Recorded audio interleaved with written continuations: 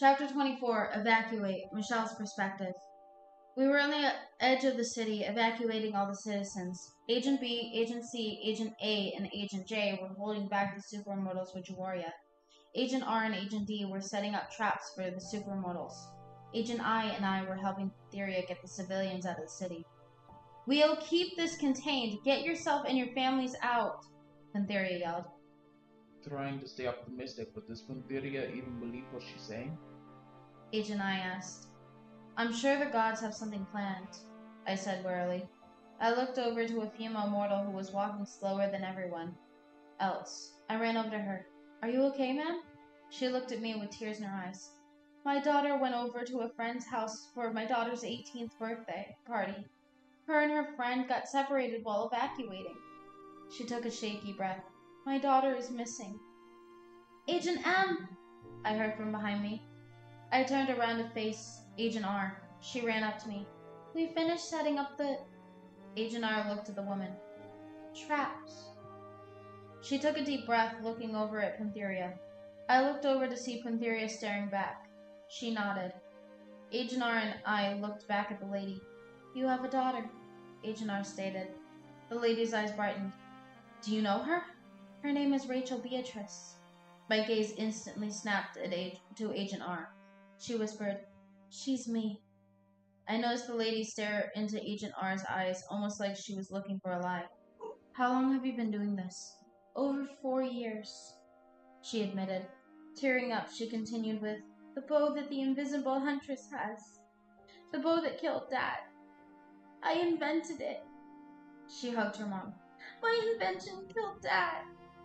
She hugged her back. But it wasn't you. The weapon was stolen. I backed away, then walked over to Pantherye. Thanks. She needed that. They only have each other. I know she wouldn't have a clear head if she knew she was worrying her mother, Pantherye admitted.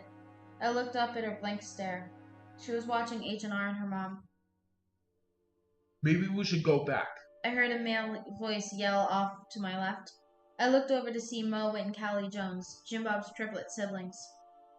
Jim Bob and Barb said that they would want us safe outside the city, Callie told him. I walked over to them. Everything okay over here? No! Mo yelled. My girlfriend and my brother. Callie quickly covered his mouth and shushed him. He pushed her hands away and sighed. Callie looked me in the eyes. We know they're on the Mortal Syara team. We're worried that they'll be hurt helping with the fight. Listen to me. If I didn't have faith in my team, they wouldn't be out there right now. Barb is an amazing fighter. She fought Kim for almost 20 minutes, I told them. I know. Mo said. Barb told me she was on the team about a year ago. The secrecy was hurting our relationship and her. She felt a lot of guilt for not telling me sooner. I nodded. Jim Bob knows how to fight as well. Barb has been teaching him some new fighting techniques. I looked back and forth between the two of them. How did you find out about Jim Bob? We took one close at Agent J and just knew, Callie explained. We're triplets. It's not too hard to figure out. I smiled a little, whispering, Guys, I'm Michelle McBride. Callie stared at me curiously. Mickey? She studied my face, then her eyes brightened. She hugged me. It's you! It's been so long! Mo chuckled. Congratulations. Leader of the Mortal Syara team. Callie let go of me and elbowed Mo in the arm. Be nice. I'm not being sarcastic. I'm being genuine. Seriously, congratulations. He told me. I also want to say that I'm sorry for being a jackass to you and Jasmine back in school. I used to lash out a lot, and the two of you didn't deserve to be on the other side. Lash out? I asked. Do you remember 12 years ago when I told you that my dad went to prison? Callie questioned. I nodded. It was for abuse. Towards my brothers, Callie admitted.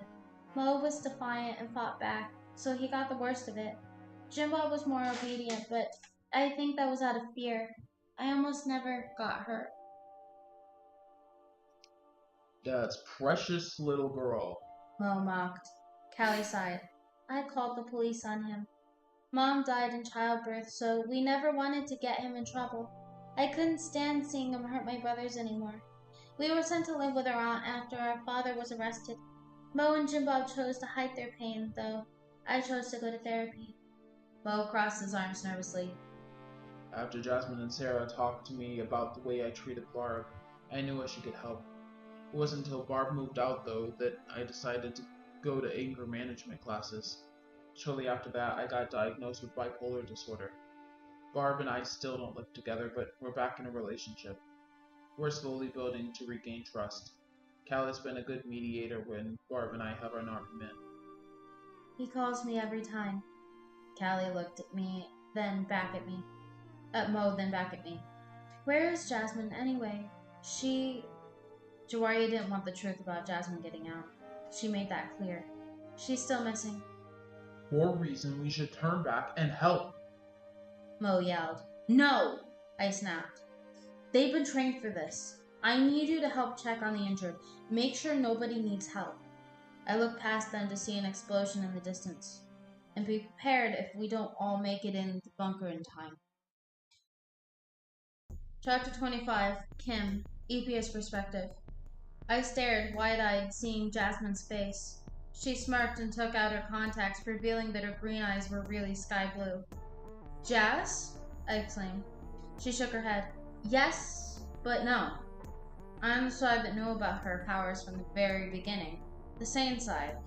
Jasmine was the side that didn't know. The second side. The stronger side. The second she started discovering her powers was the second the sanity started deteriorating. I crossed my arms. Jas has always been responsible with her powers. Why lose control now? How many times has someone made her feel weak? She has some unique powers and she's forced into not using them. She and Michelle were bullied by Mo and Jimbob. She was not only the one who protected her, but also the one who helped you save the Syara team from King, Kim, and Karo. And yet, she wasn't the one chosen to be on the mortal Syara team. You made her feel powerless when you threatened her, so she stood up to you. Then, you made her feel more powerless when you threatened her family. You had an entire argument about her coming to help the Syara team, because I wanted to protect her, I snapped. She snapped her fingers, shutting me up. She was too scared to tell you who she was with, and that she slept with Hyena's disguise form. When she was pregnant, she was too scared to tell any god, including you. You didn't notice a thing. She only agreed to raise Kelly alone to please the gods. After that, you constantly rode her ass about everything. So trust me, when she discovered all her powers, she loved how the tables turned. Whether she admits it or not, she loved seeing you scared. She loved feeling powerful. When her plan to prove the gods wrong backfired, I sent an image to her mind. I hid a bag with a spare suit on the ground floor of City Hall. I knew I and Jasmine were the only one that were one and the same, but she didn't realize she was me until she saw the contents of the bag. She was so ashamed of everything that she had done. She wants me to stay out permanently. I stared at her. I never meant to belittle her. I fell to my knees in tears. I guess all I am is just evil. No. We heard someone yell next to us. We all turned our heads in shock to look at Karo. He sighed and kneeled down next to me. You can't be perfect all the time. No one is truly just all evil. Jasmine got you and me to see the good in others. When everything went down, King, Kim, and I protected Kelly, even after the Invisible Huntress showed up. No one is born evil, nor are they fully evil. I looked up at him and he continued. Don't listen to what the gods say about you. I know I stopped listening. I guess, like most others, I forgot that Karo has god blood in him. The realization of the Invisible Huntress admitting that Karo is the god of change just clicked in my head. Karo, you have access to enter the god world. All the gods thought you were just an immortal. They never locked you out. So? He responded. We need to get Kelly to the pillar in the god world. We'd also need gods who could run the other pillars. The worlds are the strongest gods, but there's only 6 of us, I explained. We both stood up. He shook his head. No. I'm going to stay here with King and try and help any mortals still stuck in the city. I'll go. Kim spoke up. I'm starting to regain my god powers, and I'm the oldest child of the royal children.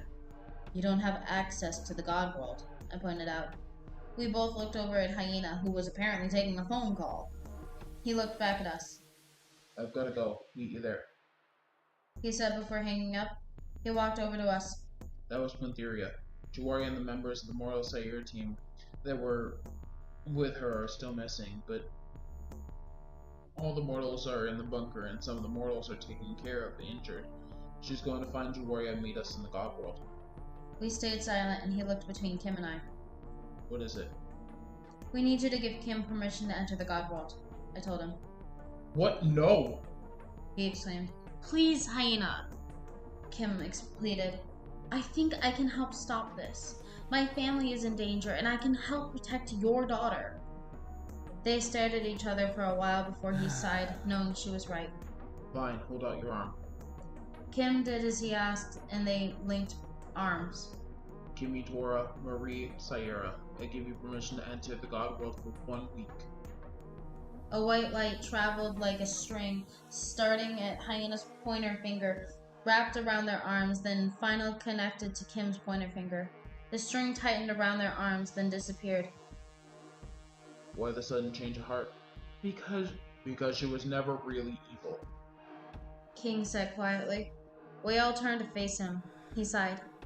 19,000 mortal years ago, Kim had wandered to the border between the God World and the land of immortals.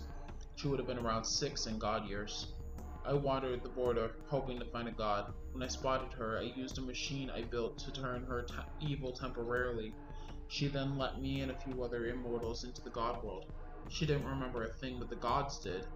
She was banished to the land of immortals. Her mother cast the spell so Kim would lose her powers, but she never did.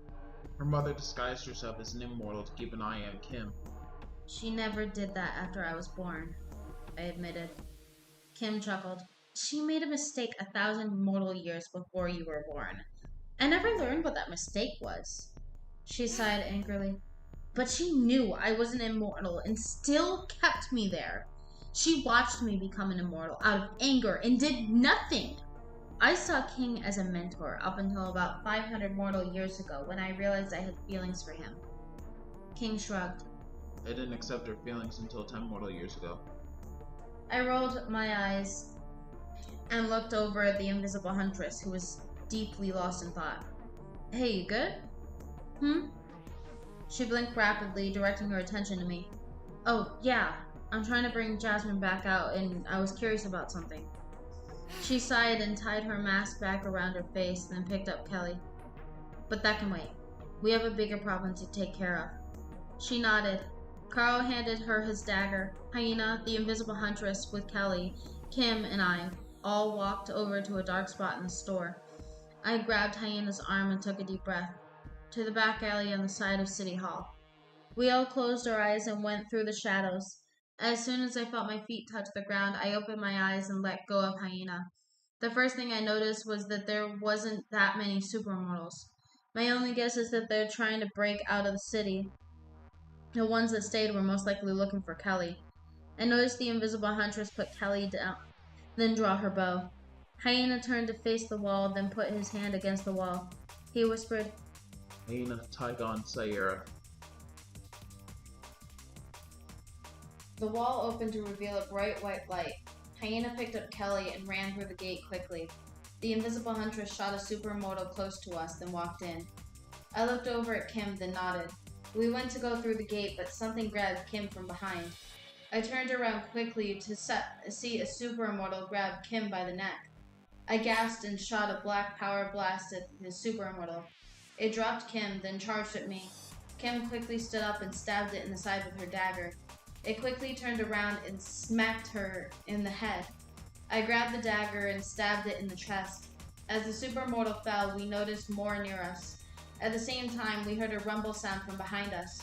We both looked back to see a light from the doorway flickering. A supermortal stepped in front of the doorway. Kim took the dagger from me, and I looked over to see tears falling down her cheeks. Save them for me, she whispered. I stabbed the supermortal in front of the portal, then slashed a few more across the chest. Before I could do anything, she pushed me through the portal. I scrambled to my feet and turned to face the portal. As I got to the wall, the portal completely closed. I never made it. I banged on the wall frantically in a panic. Kim! I screamed in tears.